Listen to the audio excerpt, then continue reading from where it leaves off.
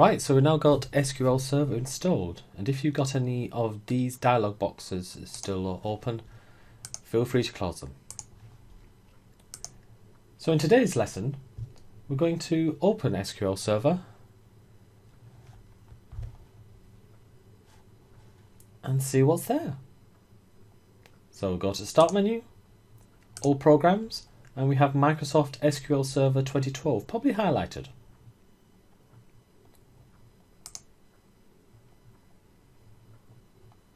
Now this is the important one, SSMS,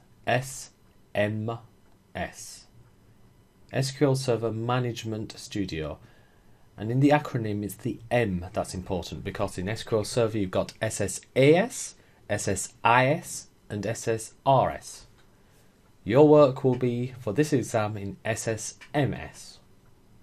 You don't need any of the other things at the moment. So let's click to open. If you're using Windows 8, then you'll have to go through the Start menu in the modern interface. If you're using 8.1, then you might be able to search for the SSMS here. As you can see, even just typing SSMS brings you the program. If you're using Windows 10, again, you can search for it here if you can't immediately see it.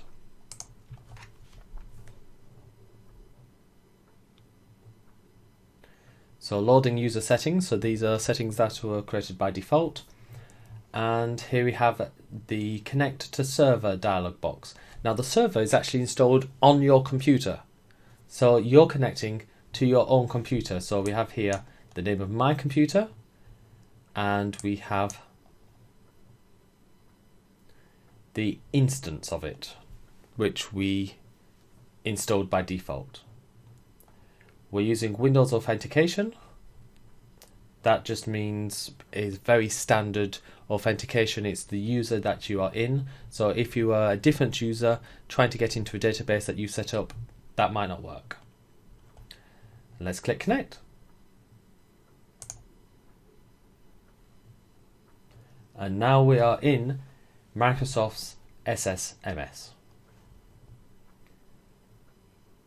So to close it, we just close the button and it's all gone.